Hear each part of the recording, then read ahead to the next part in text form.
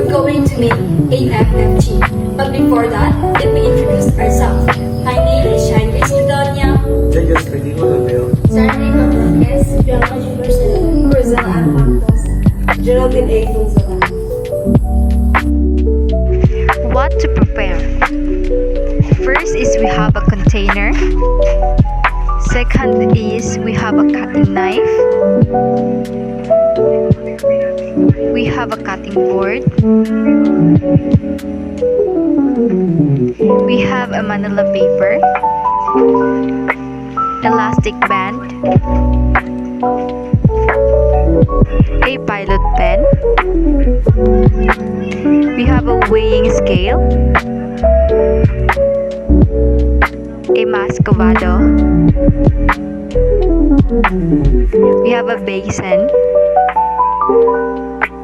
And the most important is our fruits. And also our PPE. First step is we need to weigh our fruits.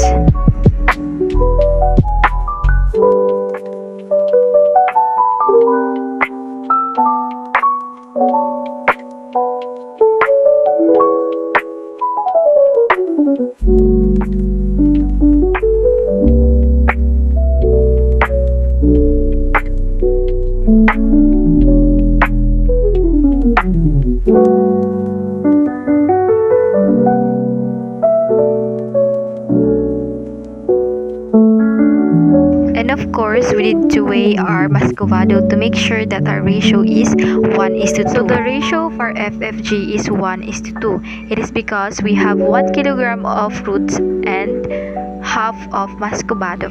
Step 2. We need to cut the fruits into small pieces.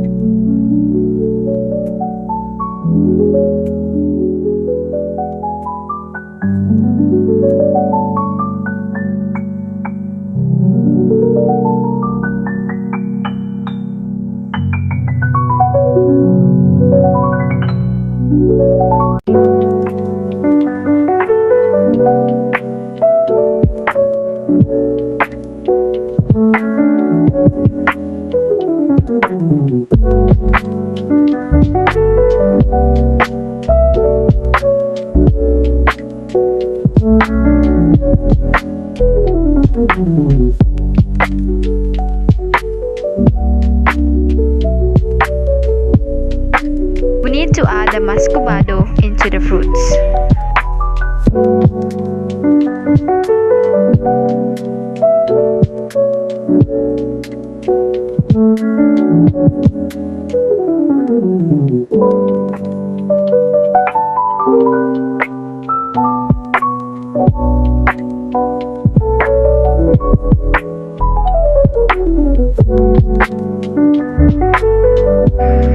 Step number 3. We need to mix the ingredients well using our hands.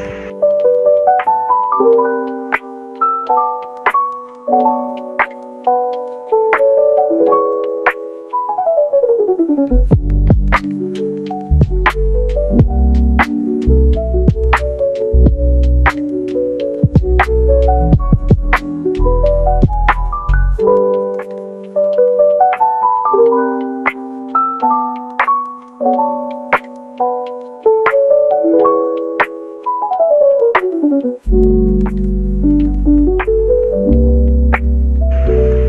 number 4.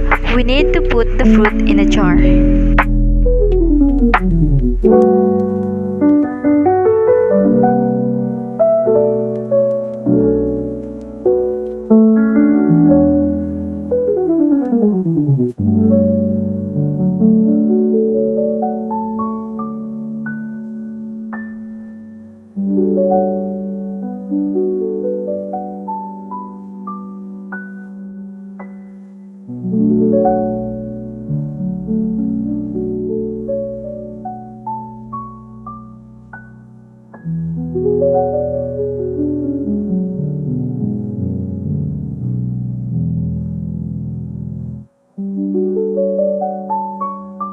Step number 5.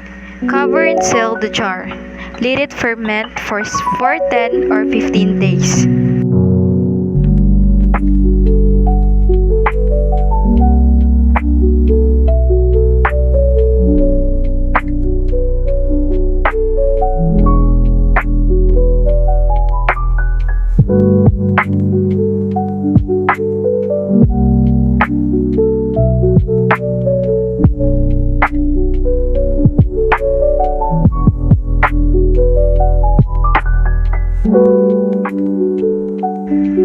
Step number 6. So kinahanglan nato magbutang og label ong kanusa nato siya gihimo. So ang among gihimo nga sa among FFG is sa January 20, 2025 and ma-harvest na mo siya sa 15 ka adlaw sa February 4, 2025.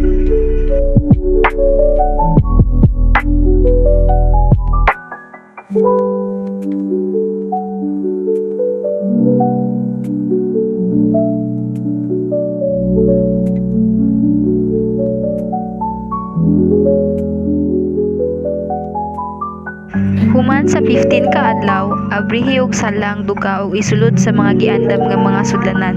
Likayi nga mahugot pag-ayo ang pagtaklob sa mga gisudlan aron dili kini mobuto.